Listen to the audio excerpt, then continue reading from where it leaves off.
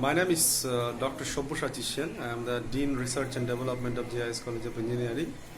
But herein I am here to talk about my physics courses. Okay, I am basically a physics teacher. I do take physics in the classes in the BTech courses, so first and second year. So now here I am talking about my second year courses, which is called Physics 2 courses. Now, second year course in Physics 2 is separate for separate branches. For computer science and IT, bouquet is something. For mechanical, civil, it is different. For electrical, electronics, all are different. Obviously, they are learning in a different semester. Now, it is stream specific. It is as per the requirement of your own subject. Okay. Say in the computer science and IT syllabus, we have added the latest computation like quantum computation. Like the applications of latest materials called nanomaterials, how the storage and display devices works. These things are not so much connected with the mechanical and civil engineering, who are also learning physics 2 in this course. So we have kept courses like the ultrasonics, okay, which is applied in mechanical and civil. The concept of building acoustics for civil, which is not needed for you. So basically, we have made it stream specific. We made a thorough analysis of the requirement of your course from your department, from your alumni, from the existing student. We made a survey. Based on that, course objective and outcome was framed, and let me present the same now.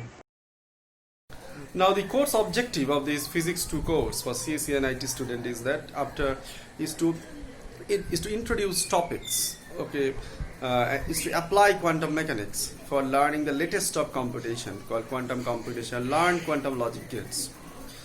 Is to, as a student, you get comprehend about the hardware sectors of your devices, okay, the storage, display part, and also the latest storage devices. The entire electronics is moving very fast, and that is because of the revolution in semiconductors and now the nano devices. Okay, so an introduction to that. So that will be another objective of this course. And also this entire communication system, okay, it's based on the electromagnetic theory. Okay, so we'll also provide you some glimpses of electromagnetic theory, because later on you have got courses on the analog communication and digital communication. Okay. Now the major course outcome of this Physics 2 course for CSE or IT student is that after undergoing this course, you will be able to explain the electromagnetic theory with your basic knowledge of electrostatics, magnetostatics and electromagnetic theory. You will be able to explain the most modern computing devices using the latest idea of quantum mechanics and quantum mechanics principle. You will be able to explain the operation of the most modern storage devices, how it evolved from the magnetic storage to semiconductor devices. You will be able to judge the requirement of the latest material for the purpose of computing, for the circuit design, and for the storage material, that is the ideas of nanomaterials. Okay, so let us, and this is closely connected with your own program, so you can get that in the course outcome, program outcome mapping also. On the screen you can see the various modules that are present in this course, and you can also see the module that you will be starting with. We'll start with one of the promising modules of the course, as well as you can also see the topic that we will begin with. And in this particular class, whatever we will be focusing on, the related prerequisite, what is the objective of the class, and if at the end of the class you're supposed to get something from me, that is the outcome of the session. So that session outcome also you can see on the screen. Hello and welcome to class 15 of my course on Physics 2. And this is going to be the last problem of our quantum mechanics 2 topic. And so far we have been dealing with Schrodinger equation and its application. It has been a long journey. If you could recall, we started with the very basic concepts of the what is called the wave function represented by mathematical function psi, the physical meaning of psi, how do you connect psi in a real physical problem, how do you calculate it, the idea of Schrodinger, the entire method of operators to interpret how do you exploit psi in getting physical information, the concept of eigenvalue, eigenfunction, the concept of commutator bracket. Now all these things together manifest one simple thing, that is, you do a bit of more mathematics, or you use your results of mathematics to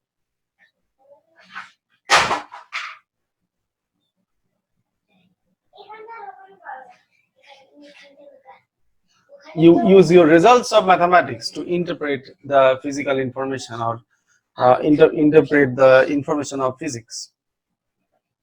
It may be the eigenvalue equation, which is essentially you learned your matrix. Now you are now trying to use it for the calculation of some energy of an object or momentum of an object or position of an object.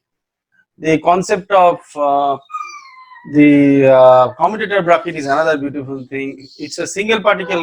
Suppose a particle is moving, I want to get more than one data. Whether you can measure both energy, kinetic and potential energy together, whether you can measure position and momentum together.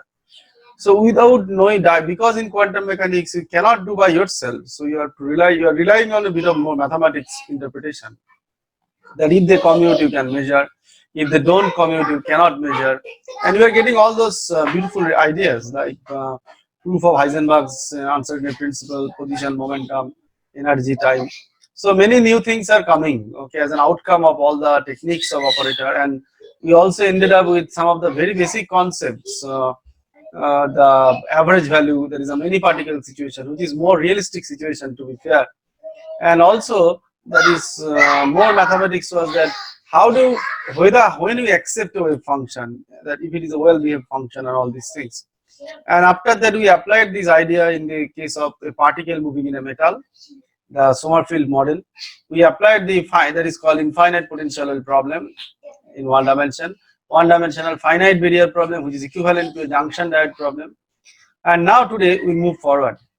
Now today's problem is popularly known as a three-dimensional box problem, because in both the problem what was happening, the matter was moving in 1D, one dimension. All are x directional problem according to my description. So today we will leave one dimension, we will move in three dimension. Three dimension means all x, y, z are going to become variable if you use Cartesian coordinate system. So, and actually in fact what shall I do? We will consider 3D motion as a summation of three one-dimensional motion, because the one-dimensional problem we have already solved. So in literature this is usually called three-dimensional box problem. And you know, three-dimensional box motion is more generalized approach, because it is expected we can describe a situation that in general particles do move in 3D. Okay, one dimension is always a special case. So we'll be solving this 3D box problem now, and it is expected after the discussion you'll end up with some good ideas. So we'll be giving an idea called degeneracy or degenerate states in quantum mechanics, which is a very important concept. So we'll get all these things because degeneracy is lifted during the formation of energy bands in a solid. So many concepts will come. So let us address the problem. So this is going to be my 15th class, as I mentioned. This is me. This is a very common picture every day I talk about. That in this class we talk about the wavy nature of the matter electron manifested by the function psi. In our class, two things are important to note. One is that we talk about microscopic particle like electron, and those particles are represented mathematically by a function psi. These are the Schrodinger equation. These are the operator list, which you know now very well. And now this is our problem. Okay, a particle that smiley represents a particle will be now moving in a three-dimensional box of size ABC. So it is a rectangular box. So it is moving in space. The dimension along x-axis is A, y-axis is B, z-axis is C, with origin as 0, 0, 0. So the coordinate of the size of the end coordinate along x-axis is A, 0, 0. The end coordinate along y-axis is 0, B, 0, and end coordinate along z-axis is 0, 0, C. So if you look at the problem, you will see this is the way it looks like. It's not difficult. So if it is, this is the box we are talking about. Okay, this is the smiley. You look at the box, how the matter can move. It can move in 1D along x-axis like that, shown by the green arrow. It can move along y-axis as shown by the red arrow, and it can move along z-axis as shown by the orange arrow. So the three possible motions are there because it is moving in 3D. And this actually tells you another lesson that 3D means summation of three 1D motion. There is a motion along x, there is a motion along y. So suppose if I do the opposite, if I only consider this motion, this is a one-dimensional problem. Body is only moving along x. If I only now consider x and y both, it's a 2D motion, both bodies moving both in x and y. Now we are considering 3D motion when all x, y, z are changing. Okay. So arbitrarily you can consider, say, any matter is moving like that way. Okay, when it is moving like two arrowheads I have shown you, it is moving in space. So all three x, y, z coordinates are 2 into 10, much like this. So now three-dimensional motion means one-D motion, as I mentioned. It is 3D means that it has got a motion along x-axis, okay, which you already solved. The object has got a motion along y-axis, which is already also a 1D motion. If you know how to solve the motion in x, same technique will be applied, and also it has got a motion along z. So 3D means three separate 1D motion. 1D problem we have solved. So if you just look back at the video, I have made two videos for one-dimensional problem. If you look back at the second video, you will know how we can describe the quantum mechanically motion of a particle in one dimension. And these are the expected outcome out of the discussion. If I solve the problem, we'll get the concept of degeneracy, etc., etc. Now we have to do it by hand. Okay. So this is the, let us solve it. Okay, we'll get some funny ideas. Okay, and this is called three-dimensional box problem of quantum mechanics. We have to do it directly. Okay, so let me do it.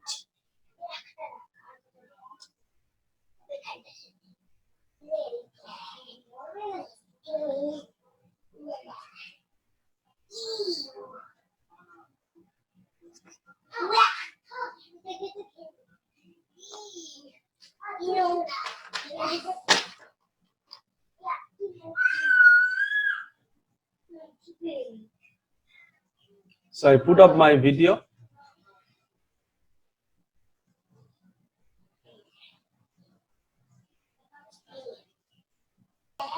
Now three-dimensional motion means 1D motion. You see, this is the box we are talking about of size ABC. ABC is the size of the box is ABC. Length along x-axis is A, and length along y-axis is B, length along z-axis is C. So if a matter moves, if the ball moves from here to there, you see his x coordinate is going to change from x1 to x2. So it has got a motion along x. X coordinates changes from x1 to x2. The y coordinate changes from y1 to y2. So it has got a motion along y. And z coordinate also changes from z1 to z2. So it has got a motion along z. So that is what is I'm talking about, that the three-dimensional motion means summation of 1D motion. So now if you look at the description of the problem, so it's a quantum mechanics problem. So the matter which is moving here from, say, x1 to x2, so it is moving from x1 to x2. To me, the electron, I have to go on the rely on the probability of finding the particle. So similarly, the matter moving from y1 to y2, okay, so it's a problem of motion, but this is of a quantum mechanical object. So to me, matter will be described by its corresponding wave function. Similarly, z change, say, from z1 to z2 also, it may be changing, but to me, this motion matter is manifested by the function psi. So psi is a wave function of the particle. I consider psi as a function of all three variables x, y, z, because it's a three-dimensional problem. Okay, and so obviously you can realize this. Suppose these walls of this box are all rigid walls. All these walls are rigid walls. So the idea is that particle cannot penetrate this wall. It cannot penetrate the wall. All these walls are rigid wall like that. So you can see the walls here. Along x-axis, one of the wall is at x equal to 0. This is one wall. The other one is at x equal to a. So these walls are rigid wall. These are impenetrable wall. So if the particle is moving here, suppose this is the particle and it is trying to break the wall, it cannot break because these are infinite. These are rigid wall. Rigid means impenetrable wall. So the potential energy here is infinity. Potential energy will be a function of all three coordinates now because it is moving in all three directions. At the two boundary along x-axis will be infinity. Similarly, these walls, if the particle is trying to move in the y direction also, it cannot break the wall because these walls are also rigid walls. So that means theoretically it needs infinite energy, okay, to cross the wall here. It needs infinite energy here to cross the wall. X, Y, Z infinity at y is equal to 0, as well as y is equal to b, it is also infinity. Similarly, along z also, this is the wall and this is the wall. So if a particle is moving here, again it cannot penetrate the walls and the z direction also. So what would happen? The potential energy V will be infinity at z is equal to 0, as well as potential energy V will be infinity at z is equal to c. So this is at z is equal to 0 and at z is equal to c. Okay. Here also these are at y is equal to 0 and y is equal to b. So you can see here the potential energies are all infinity at the boundaries. So now think about the particle. The particle is moving here and it cannot break the wall. The particle cannot penetrate the wall. Okay. It along x-axis it is restricted to move between 0 and a. Along y-axis it is restricted to move between 0 and b. Along z-axis it is restricted to move between 0 and c. So question is that where the particle is. Particle cannot go out of the box. So probability the particle is confined. The particle is confined inside the well. Okay, it is confined inside the box. Particle is confined inside the box. So what is happening? The probability of finding the particle will be 0 outside the box, and probability of finding the particle will be non-zero. So psi square will be non-zero inside the box, and at outside the box there is x greater than a. Probability of finding the particle will be 0, and at x less than 0 the probability of finding the particle will be 0. Here also in the y direction also probability of finding the particle will be non-zero inside the box, and probability of finding the particle will be 0 outside the box. Probability of finding the particle will be 0 outside the box. Okay, so that means if we present it in diagram in x direction as if the particle is restricted to move between 0 and a, at x equal to 0 there is an infinitely high barrier, v is infinity here, and here also v is infinity, and y direction also the particle is restricted to move between 0 and b. So here also the v's are vxy, v is infinity here, v is infinity here, because v is a function of xyz, you understand, v is a function of xyz, you understand. Okay, and similarly in the z direction also, if the particle tries to move, z is equal to 0 and c, the particle is restricted to move between 0 and c. So probability of finding the particle will be non-zero inside the box. At z greater than c, the probability of finding the particle will be 0. At z less than c, probability of finding the particle will be 0. So where the particle is inside the box. So psi square is non-zero in between 0 and c. At z greater than c it is 0, z less than 0 it is 0. Why it is happening? Because these v's are, v is a function of all x, y, z are infinity at the two boundaries. Okay, so what I did two things. I describe it in this way, that this is my box, three-dimensional box. The probability of finding the particle is non-zero only inside the box, and outside the box these are all zeros. Okay, and another thing that I did, I described the three motions separately: motion along x, motion along y, and motion along z. So basically, if you compare with the problem 1, I have represented this 3D problem as separately as three different problems. One is a problem matter moving along x, one is a matter moving along y, and one is a matter moving along z. And everywhere the matter is restricted or confined between these two boundaries. Okay. So 3D motion, therefore I have expressed as one as a motion along x, one as a motion along y, one as a motion along z. So 3D means summation of three 1D motion. Okay. So because I already solved the three-dimensional one-dimensional problem, so basically I am now in a position to describe the problem. Okay, I can solve the problem. Okay, so before I solve it, I have got, therefore let me write down the description of the problem a bit. So if you look at the description of the problem, you will notice here, this is my three-dimensional box. This is my three-dimensional box. This is x equal to 0. This is x equal to a. At x greater than a, it is 0. At x less than 0, we have got psi square equal to 0. Psi is non-zero only between 0 and a. So psi xyz is therefore 0. You can see the values of psi xyz. It is 0 for x greater than equal to a and x less equal to 0. And you can see here, this is y is equal to b. That is y is equal to b, and that is y is equal to b, and this is y is equal to 0. So here also it is 0. Here also it is 0. So it will be non-zero only between 0 and b. So it is 0, y greater than equal to b and y less equal to 0. Similarly for z also, at z greater than c it is 0, for z less than c it is 0. So it is 0 for z greater than equal to c and z less equal to 0. So where psi is non-zero, it is inside the box. That is, it is not equal to 0 inside the box. X lying between 0 and a, y lying between 0 and b, z lying between 0 and c. So we will be solving the problem. We will try to get psi only inside the box because psi is non-zero here. And it is meaningless to mention at the two boundaries. Okay, v is the value of vxyz is infinity at the walls 0 and a, 0 and b, and 0 and c.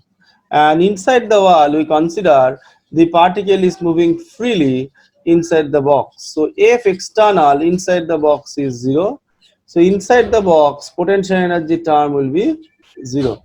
So Vxyz will be 0 inside the box. That is between x lying between 0 and a, y lying between 0 and b, and z lying between 0 and c. Okay, these are the probable values of Vxyz. So this is called description of the problem. So you are now in a position to solve the problem. So what shall I do now? We will now solve our next job is to get the function psi. So let us try to get psi. So this is my problem.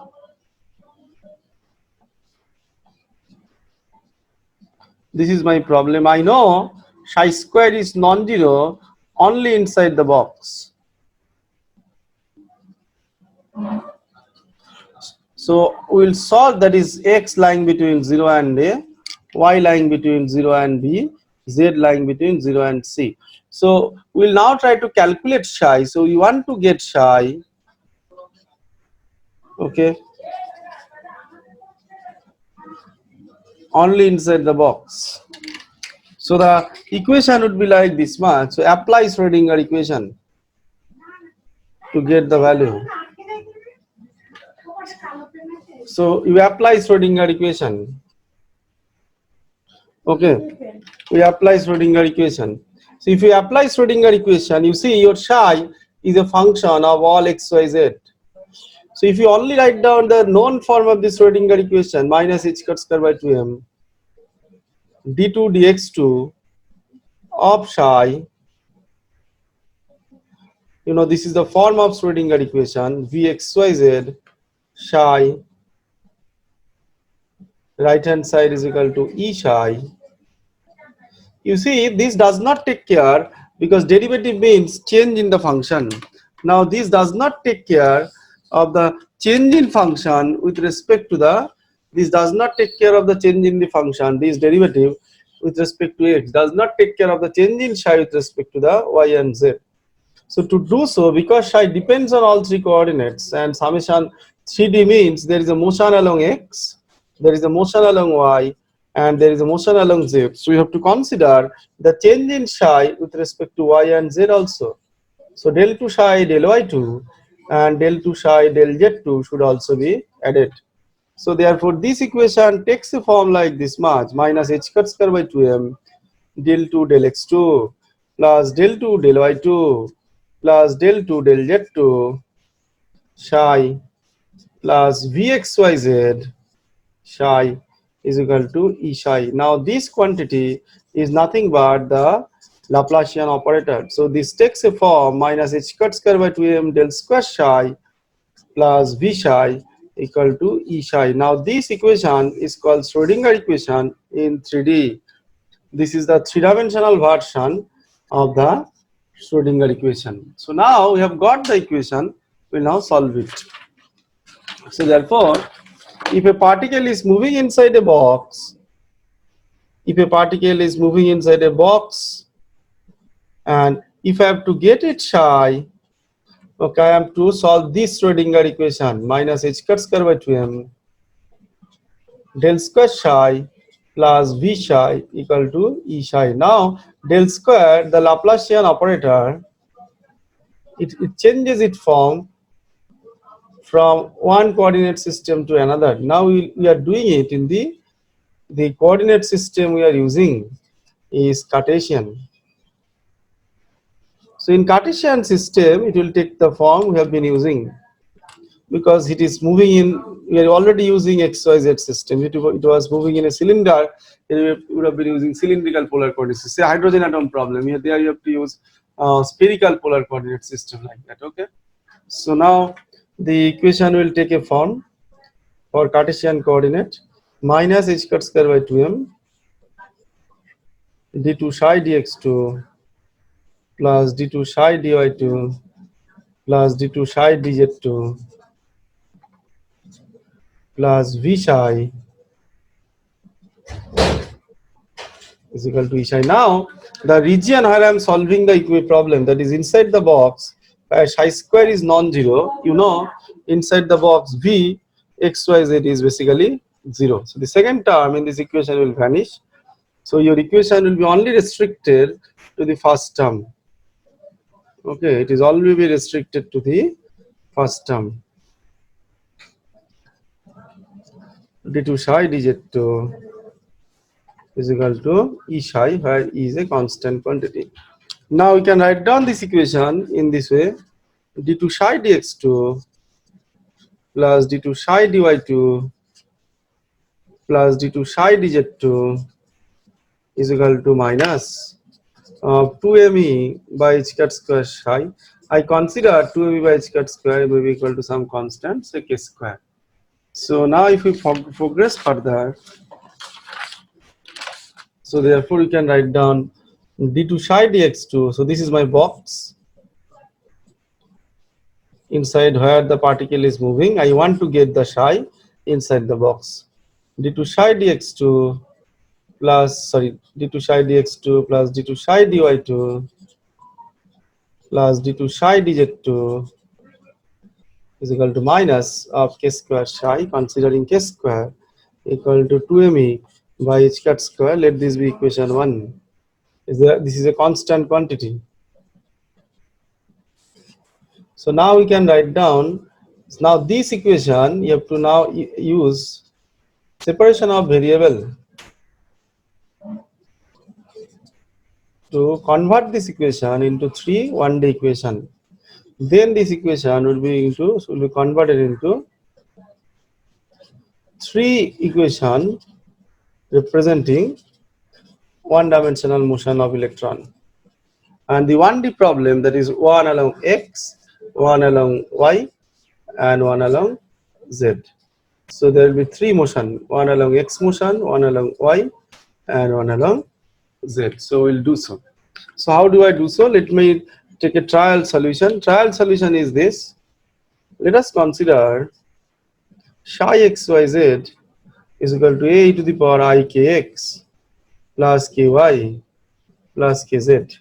You can write down this in this way: psi xyz equal to a1 e to the power I kx, a2 e to the power I ky, a3 e to the power I kz.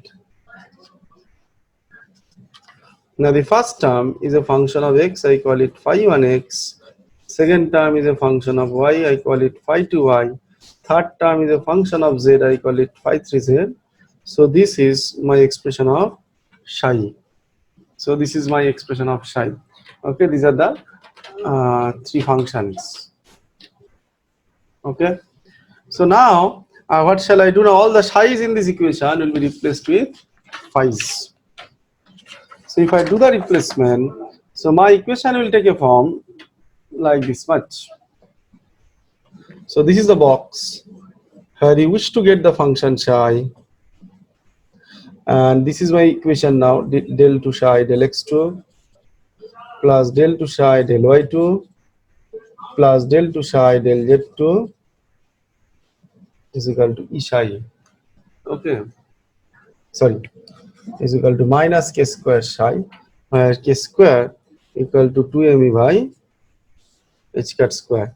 Now I have considered to make it simple, that is psi is written as a product of three functions, phi 1, phi 2 and phi 3. If you do so, if you do the replacement now, all the psi is in terms of phi's. From here on you get phi 2, phi 3, d2, phi 1, dx2. Next time we'll give you phi 1, phi 3, d2, phi 2, dy2. Next term will give you phi 1, phi 2, d2, phi 3, dz2. And right hand side is k square, phi 1, phi 2, phi 3. So if I divide everything with phi 1, phi 2, phi 3, it is 1 by phi 1, d2, phi 1, dx2 plus 1 by phi 2, d2, phi 2, dy2 plus 1 by phi 3, d2, phi 3, dz2 equal to minus k square. Now right hand side is a constant. This means a part of the constant has been contributed by the first term, say k1 square. This is contributed by, a part is contributed by the second term. A part of the constant is contributed by the third term. So that k1 square plus k2 square plus k3 square, we get the constant k square. We consider this as equation 2, say. Okay, because if you this were producing a x dependent term, it have been reflected here, because this 2 cannot produce x dependent term. If it is producing a y dependent term, it should have been reflected here, not happening. So this must be producing a constant. Similarly, if it was producing a z dependent term, which cannot be produced by the other two term, if it is producing a z dependent, it should have been reflected in the other side, which is not happening. So therefore this should be producing some constant. So therefore you can now write down, if this is my box in which the particle is moving with a function given by psi, we can now write down in this way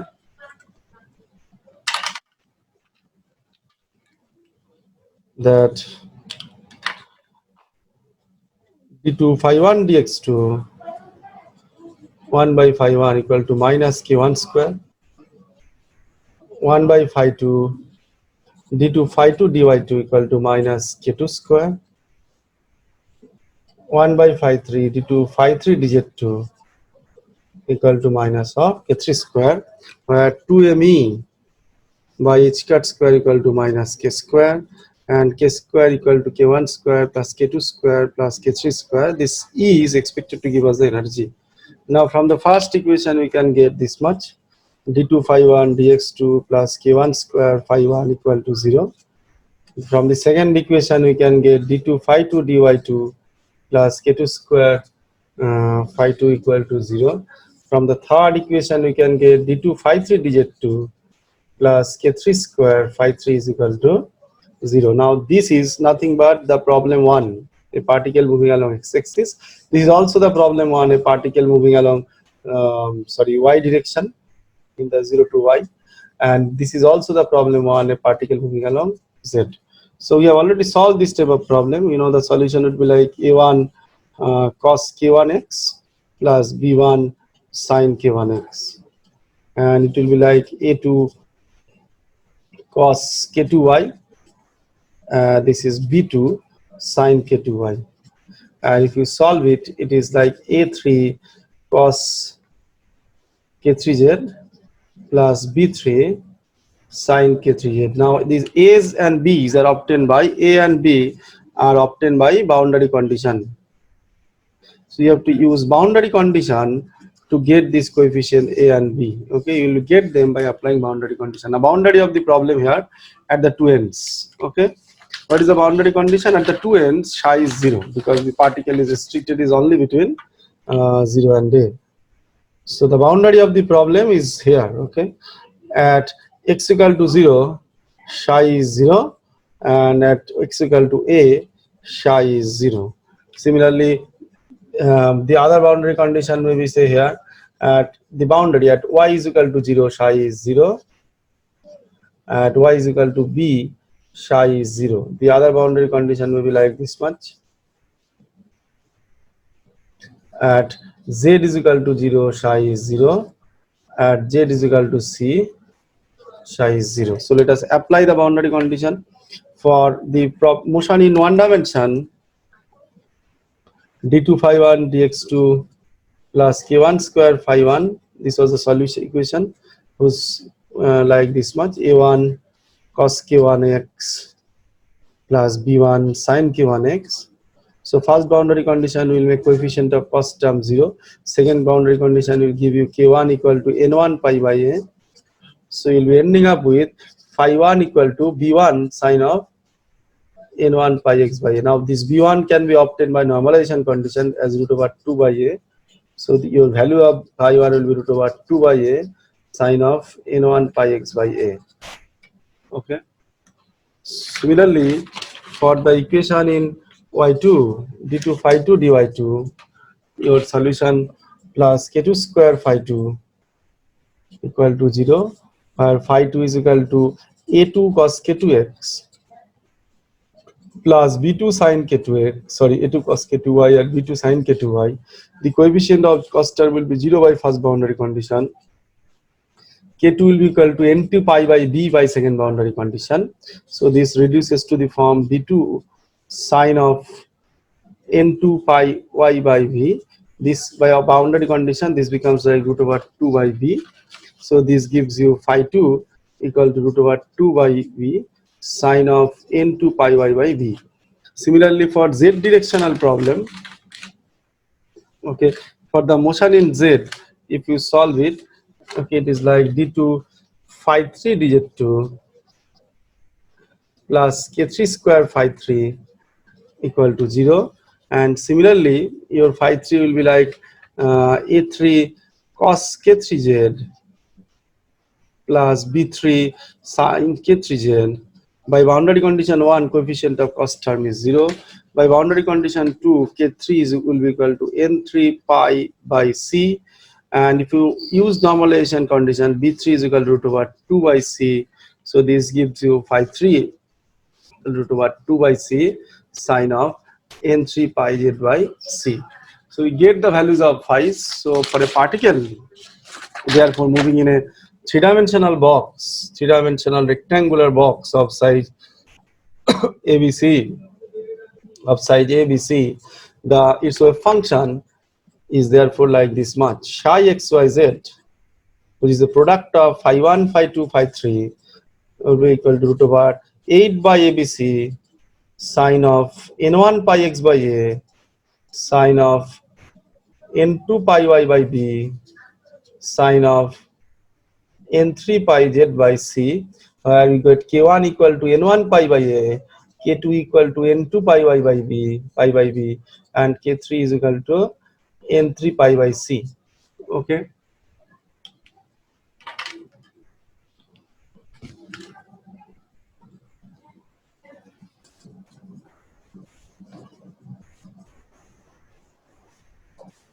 N3 pi by c. And you can see here, Schrodinger equation is an energy eigenvalue equation. So you can calculate the total energy also of the system. By using this equation, k square equal to k1 square plus k2 square plus k3 square, where k square is nothing but 2me by h cat square, and by the basic structure of the Schrodinger equation, h psi is equal to E psi. It is an energy eigenvalue equation. So this E stands for energy. So this is going to give us the energy of the system. So if I put the value of k1 square as n1 square pi square by square, k2 square as n2 square pi square by b square, k3 square equal to n3 square pi square by c square. This gives me E is equal to pi square h cat square by 2m n1 square by a square plus n2 square by b square plus n3 square by c square. Okay, plus n3 square by c square. So this is the energy of the system. So this is the wave function of the system for a particle moving in a three-dimensional box, and this is the expression of energy. You see, if you change this n1, n2, n3, which are essentially numbers, the n1, n2, n3s are numbers, 1, 2, 3, etc. So if you change their value, psi is going to change, E is also going to change. So this E depends on energy. I call it E n1, depends on the numbers n1, n2, n3. We call it E n1, n3. N2, N3, and psi also depends on an index N1, N2, N3. So we call it psi N1, N2, N3. So for the idea is that for a given combination, okay, of N1, N2, N3, we'll get the value of the wave function psi for the particle moving in a rectangular box. Okay. So now we'll just consider a special case to this description. Suppose we consider the particle is moving in a cubical box. Is moving in a cubic box.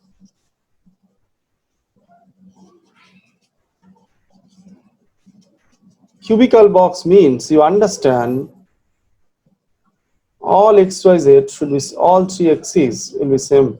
So along length, along x axis is a, length along y axis is also a, length along y axis is also a, and length along z axis is also a. So along this also a length is a. So it's a cubic box. So the solution will now change in case of a cubic box. Psi will be n1, n2, n3. Root over 8 by ABC will now become root over 8 by a cube. Sine of n1 pi x by a. Earlier it was sine of n2 pi y by b. Now it will be all a. And sine of n3 pi z by a. And energy of the system E n1, n2, n3 will now become, earlier it was like pi square h cut square by 2m, n1 square by a square, so it will be now a square will be common, n2 square by b square, so a square will be common, n3 square by c square, a square will be common and taken outside. So this is the energy of a particle and wave function of the particle in a cubic box. So both of them depends on the choice of n1, n2, n3, which may be 1, 2, 3, etc. Now let us see how the values of n1, n2, n3 changes the value of psi. So that means if I have got a particle moving in a cubical box like this much, this is a cubical box, okay, whose wave function psi n1, n2, n3 we have just calculated, and energy E n1, n2, n3 we have just calculated. What is the value of psi n1, n2, n3? It is root over 8 by a cube sine of n1 pi x by a sine of n2 pi y by b, sorry, a, all are a, it is a cubical box, ABCs are equal, sine of n3 pi z by a, and energy as calculated as E n1, n2, n3 is equal to pi square h cut square by 2m square, n1 square plus n2 square plus n3 square. And it is meaningless to mention, as I mentioned few minutes back, n1, n2, n3 are numbers 1, 2, 3, etc. Now idea is that for a given combination of n1, n2, n3, suppose I choose n1 equal to 1, n2 equal to 1, n3 equal to 1, all are 1. So my energy will be E111. So this is 1 plus 1 plus 1, 3, pi square h cut square by 2m square. And the corresponding wave function, because by Schrodinger equation, this is a general formula of Schrodinger equation, for every psi there exists an energy E. So psi, or for every energy there exists a psi, you may say 8 by a cube. Now this what might deviate, sine of pi x by a, sine of pi y by a, and sine of pi z by a. Now I choose another combination. Suppose n1 is 1, n2 is 1, and n3 is 2. So your expression will be E112, and this will be nothing but 6 pi square h cut square by 2m square, and psi 112 will be equal to root over 8 by a cube sine of pi x by a, sine of pi y by a, and the last term will be twice sine of 2 pi z by a. Now, if I choose another value of n1 and 20, suppose n1 is 1, n2 is 2, and n3 is again 1. So I'm just making one of them as 2. So this become e1 to 1. It will be again 6 pi square h cut square by 2m square. So it will be psi 1 to 1 equal to root over 8 by a cube sine of pi x by a. Now it will be sine 2 pi y by a. And the last term is again sine pi z by a. Now if I choose another combination, the first one is 2 now, the remaining 2 are 1, n2 are 1, and n3 is also 1. So it is E2 and 1. It is also the energy is same, 6 pi square h cut square by 2m square. And the wave function is psi 2 and 1 is equal to root over 8 by a cube. Now first one is twice sine of 2 pi x by a. Okay, sine of 2 pi x by a. Okay, sine of 2 pi, sorry, just pi y by a, and sine of pi z by a. So if you look at the description here, for the first case, when these are all equal, for energy 3 pi square h cut square by 2m square, there exists a psi. Okay, but here in the second case, for the same energy 6 pi square h cut square 2m square, there exists 3 psis. So for the same energy eigenvalue, I am getting 3 psis, psi 112, psi 121, and psi 211, because these are different, because here 2i's is here, 2i's is here, and 2i's is here with the x. It is changing. So for the same energy eigenvalue, I am getting 3 different psis. But ideally, Schrodinger equation told us that for a given energy, I should get only one psi. That is happening here. For one energy, I get one psi, but here for one energy, I am getting 3 psis. So it is deviating whatever I was saying initially. Okay, what I am trying to say, if you could not understand, is this much. So this is the general form of the Schrodinger equation. H psi is equal to E psi. So that means if I have got a particle moving, and if I solve its Schrodinger equation, I will get a psi, and I will get its corresponding energy. So that means if I solve Schrodinger equation, I will get an energy. That means that is the energy of the particle, and this is the corresponding wave function of the particle. So that means if a matter is moving with some energy, which is valid here in the first case, it is okay here. There is for the same energy 3 pi square h square 2m square, there exists a psi. So that means there is an electron with this much of energy. But here you are getting, there are 3 psis with the same energy. All are 6 pi square h square 2m square. So that means I am talking about 3 electrons with the same energy. This phenomena is called degeneracy in quantum mechanics. That means we are having more than one particle is occupying the same energy. This is called degeneracy in quantum mechanics. If there exists more than one energy eigenvalue, more than one wave function for the same energy eigenvalue, that is called degeneracy in quantum mechanics. And these psis are called degenerate states. So I repeat it, that in the first case, for E111, 3 pi square h cut square by 2m square, there exists a psi 11. But in the second case, E112, 121, E112, and E211, all of them are replicating same energy. But for the same energy eigenvalue, I am getting 3 psis, psi 121, psi 112, and psi 211. So that means these 3 are talking about 3 different electrons. So that means with the same energy eigenvalue, there exists more than one wave function. So this phenomena is called degeneracy in quantum mechanics.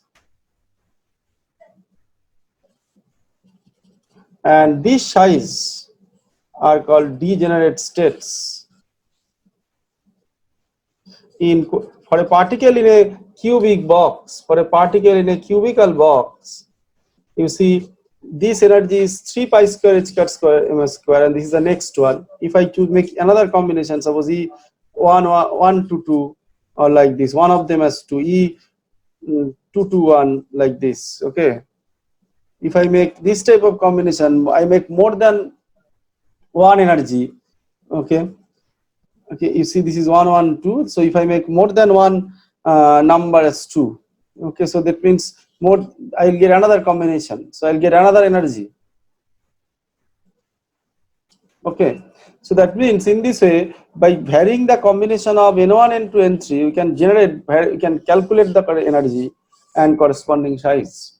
The idea is that if there exists more than one psi for the same energy eigenvalue, so that is called degeneracy in quantum mechanics. And the number of psis you are getting for a given energy, there is a level of degeneracy. This is called threefold degenerate, because there exists more three wave function for the same energy and there is no degeneracy. This is called non-degenerate. So the concept of degeneracy and degenerate states I have shared you. This is the ground state for the particle in a three-dimensional cubic box, and this is the first excited state. The ground state is non-degenerate and the first excited state is threefold degenerate. Similarly, in examination we asked for second excited state, same thing, it will also be threefold degenerate. Now degeneracy is used for the explanation of production of energy bands. So it's a very important concept. Okay, that is when you get the atoms closer to make the solid. So because of the interaction, okay, this here it means for the same energy eigenvalue there exists three psis. Okay, psi 1 2 1, psi 1 1 2, psi 2 1 1. So now when you in withdrawal of degeneracy means, okay, you'll be getting three. Okay, this will be with the same energy, you'll be getting three states basically. Okay. Okay, these are the three states, three flat. If you think this is the address, there are three flat cells like that. Okay, so when energy band is formed, so this is the splitting take place. Okay, so there is a different story, you will learn it later on. Now let me get back to the PPT. Okay, get back to the PPT. So you have discussed it. The problem has been now discussed in front of you. In summary, that is the expression of energy psi, and this is the expression of wave function. I told you how it changes in case of that is a plot of the wave function. You can see beautiful plot. Okay, in a cubic box. Okay. So, and this is the concept of degeneracy. There exist three psis for the same energy eigenvalue. Now this wraps up our discussion on the three-dimensional box problem and also wraps up our discussion on applications of Schrodinger equation. Next class onwards, we move to quantum computation. Thank you.